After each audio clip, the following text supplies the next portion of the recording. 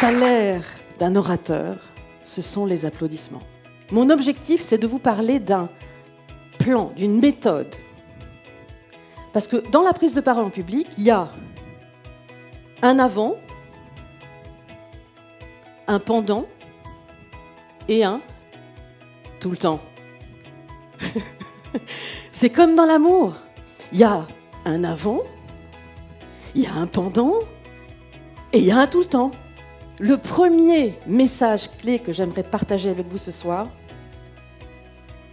c'est celui qui dit que la forme est tout aussi importante que le fond.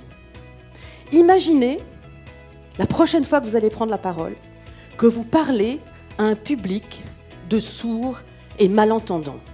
Qu'est-ce que ça va provoquer chez vous ? Ça va vous obliger à mettre une variété vocale dans votre intervention.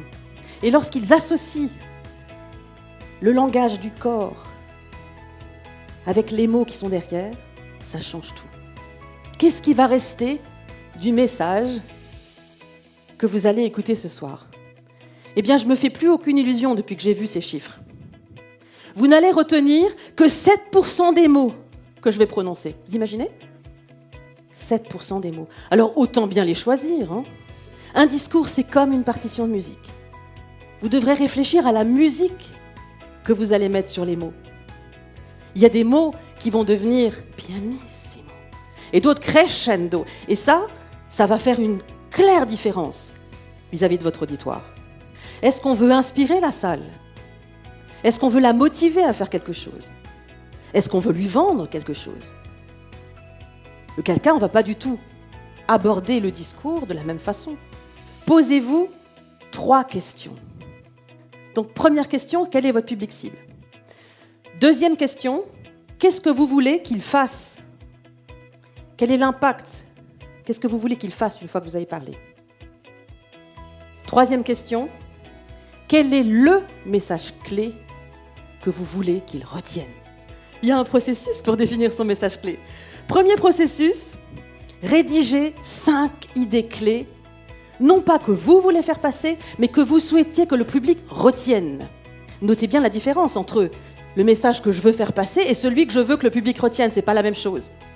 La deuxième version vous obligera à vous mettre en position de perception de votre public.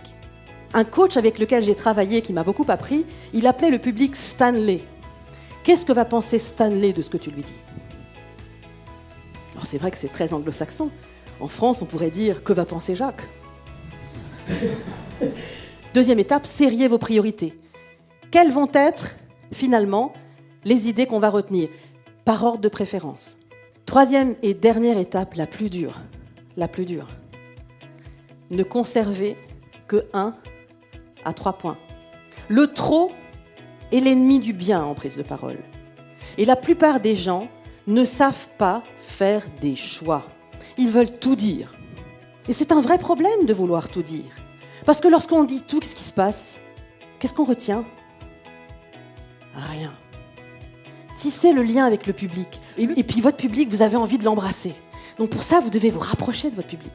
Et pour lui faire un bisou, vous allez devoir vous rapprocher de lui.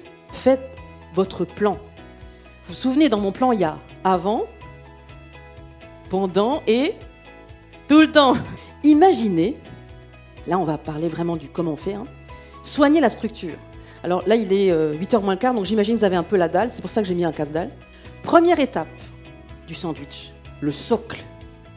Faites une intro marquante. L'intro marquante, ça peut être une citation, ça peut être une statistique, ça peut être une petite histoire, c'est quelque chose qui va créer un lien entre vous et votre public. Donnez des explications par rapport à votre plan. Donnez des explications, qu'est-ce qu'il faut faire de façon pratique, et immédiatement après, donnez tout de suite une illustration.